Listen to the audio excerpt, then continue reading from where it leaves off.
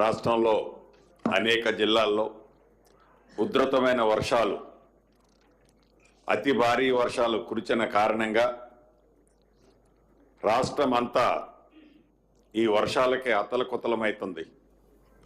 దీంట్లో భాగంగా ప్రధానంగా ములుగు దగ్గర నుంచి మొదలెట్టి ములుగు, భద్రాద్రి కొత్తగూడెం, మహబాదు, ఖమ్మం, పార్ట్లీ నల్గొండ, పార్ట్లీ మహబూబ్నగర్ ప్రాంతాల్లో చాలా సివియర్గా గడిచిన 100 సంవత్సరాల్లో వితిన్ 1 అవర్లో 42 సెంటీమీటర్లు వర్షపాతం నమోదైన సంఘటనలు ఎప్పుడూ లేవు. అటువంటి సంఘటనలు ప్రత్యక్షంగా చూడాలని గౌరవ రాష్ట్ర ముఖ్యమంత్రి గారు హఠావుటిన హెలికాప్టర్ పనిచేయకపోయినా రోడ్డు మార్గంలో నిన్నంతా ఖమ్మం జిల్లాలో ప్రత్యక్షంగా నష్టపోయిన ప్రాంతాల్లో పర్యటిస్తూ రాత్రి ఖమ్మం జిల్లాకు సంబంధించిన రివ్యూ మీటింగ్ అధికారులకు దిశ నిర్దేశించి మళ్ళీ ఉదయం లేచిన దగ్గర నుంచి ఇటు మహబాద్ జిల్లాకి కూడా రావటం జరిగింది. వారికి ముఖ్యంగా మహబాద్ జిల్లా ప్రజల పక్షాన, నా పక్షాన ఇన్ఛార్జి మంత్రిగా అభినందనలు, మనస్ఫూర్తిగా కృతజ్ఞతలు తెలియజేస్తున్నాను. అదే రకంగా వేదిక మీద ఉన్న సహచర మంత్రివర్యులాలు సీతక్క గారు, జిల్లా నా సహచర ఎమ్మెల్యేలు, ఎంపీ గారు, ఎమ్మెల్సీ గారు, ఎస్పీ గారు, కలెక్టర్ గారు, ఇంకా జిల్లా ముఖ్య అధికారులంతా ఉన్నారు. వారందరికీ వేమ నరేంద్ర అన్న, ఇంకా మీడియా మిత్రులందరికీ మనస్ఫూర్తిగా హృదయపూర్వక నమస్కారం. 31వ తారీఖు రాత్రి సుమారు 2-2:30 నుంచి తీవ్రమైన వర్షాలు వల్ల నిజంగా ఈ జిల్లాలో చాలా ప్రాంతం ఎఫెక్ట్ అయింది. ముందుగా ఏవైతే 2 రైల్స్ సుమారుగా 1600-1700 మంది ప్రయాణికుల్ని సమయ స్ఫూర్తితో జిల్లా యంత్రాంగం అంతా కాపాడినందుకు గౌరవ ముఖ్యమంత్రి గారి పక్షాన, ఈ మహబాదు ప్రజల పక్షాన అభినందనలు, కృతజ్ఞతలు. అధికారులకి, కలెక్టర్ గారికి కానీ, ఎస్పీ గారికి కానీ, కష్టపడ్డ వారందరికీ అభినందనలు, కృతజ్ఞతలు కూడా తెలియజేస్తున్నాం. చాలా బాగా కష్టపడ్డారు. గడిచిన ఈ 3 రోజుల నుంచి గౌరవ ముఖ్యమంత్రి గారు నిన్న ఉదయం వరకు హైదరాబాద్ లో కూర్చొని ఎక్కడైతే ఉదయం నుంచి ఆల్ మినిస్టర్స్ ని అలర్ట్ చేస్తూ ఇంచి ప్రతి నిమిషం ఏ ప్రాంతంలో ఏం జరుగుతుందో తెలుసుకొని తగు సూచనలు ఇస్తూ మంత్రులైన మా అందరికీ ఎక్కడ ముందు ప్రాణ నష్టం జరగకుండా కాపాడండి, ఆస్తి నష్టం జరుగుతుంది, ఈ ఆస్తి నష్టం జరిగే దాంట్లో దాన్ని మినిమైజ్ చేయండి అని వారికి ఉన్న అనుభవంతో సీనియర్లు చెప్పిన దాన్ని సేకరిస్తూ సూచనలు ఇవ్వటం వల్లనే ఈనాడు ఇంత పెద్ద ఉపద్రవం వచ్చినా, దేశవ్యాప్తంలో ఇటువంటి సంఘటనలు జరిగేది చాలా అరుదు.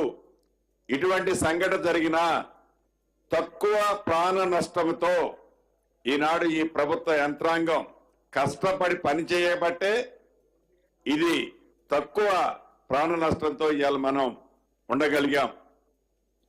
దీన్ని కూడా రాజకీయ లబ్ధి కోసమనో, రాజకీయంగా లబ్ధి పొందాలనో, ఏ పార్టీ అయితే ప్రధాన ప్రతిపక్షమని చెప్పుకుంటున్న ఆ పార్టీ ఫ్లోర్ లీడర్గా ఉన్న అనుభవజ్ఞులైన ఆనాటి మాజీ ముఖ్యమంత్రి గారు కానీ, ఈనాటి ఫ్లోర్ లీడర్ గారు కానీ ప్రజల్లోకి వచ్చేది లేదు.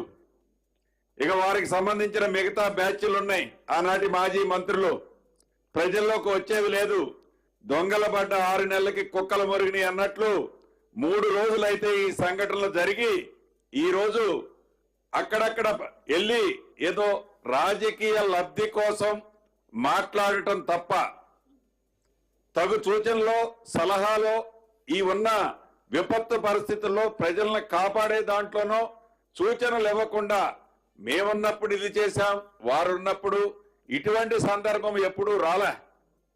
నిజంగా మన పక్క రాష్ట్రం ఉంది ఆంధ్రప్రదేశ్. ఉమ్మడి ఖమ్మం జిల్లాకు ఆనుకొని ఉంటుంది కృష్ణా జిల్లా. ఇక్కడ వరదే అక్కడికి పోతుంది.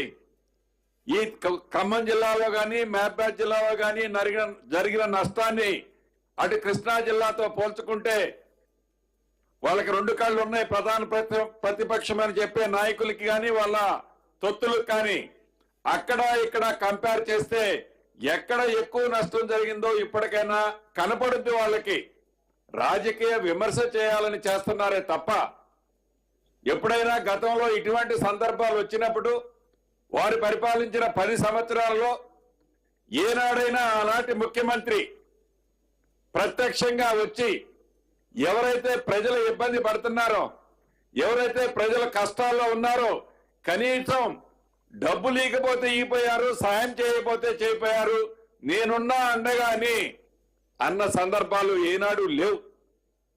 ఈనాడు కేవలం రాజకీయ లబ్ధి కోసం,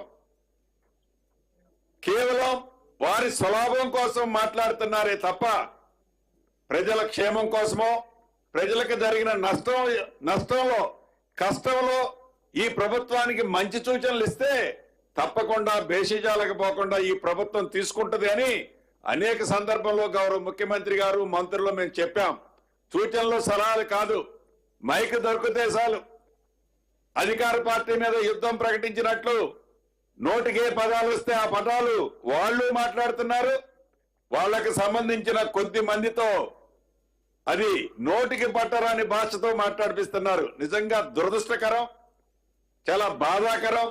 ఇప్పటికైనా వారు మంచి సూచనలు ఇస్తే తప్పకుండా సేకరిస్తాం.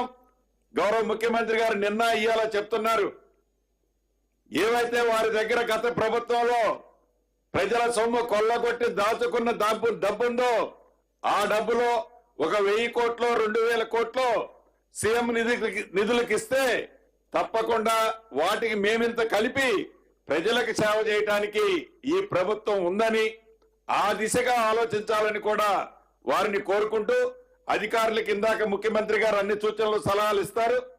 ఒకటి చెప్పేది, డబ్బు ఎంత ఖర్చైనా పర్వాలేదు, ఈ ప్రభుత్వం ప్రజల ప్రభుత్వం, ఇందిరమ్మ రాజ్యంలో పేదోళ్ళకి నష్టం కలగకుండా ఉండే విధంగా తప్పకుండా నేను కూడా టైం టు టైం ఇక్కడే ఉంటాను. ఇంతకుముందే గౌరవ ముఖ్యమంత్రి గారు కూడా నాకు సూచించారు, టైం టు టైం నేను సీతక్క ఉంటాం. ప్రజలకు ఎక్కడా నష్టం జరగకుండా, కష్టం రాకుండా ఈ ప్రభుత్వం తప్పకుండా మీకు అండగా ఉంటుందని తెలుపుకుంటూ ఇప్పుడు సహచర మంత్రివారిని సీతక్క గారిని మాట్లాడవలసిందిగా కోరుతున్నాను. గత 3 రోజులుగా రాష్ట్ర వ్యాప్తంగా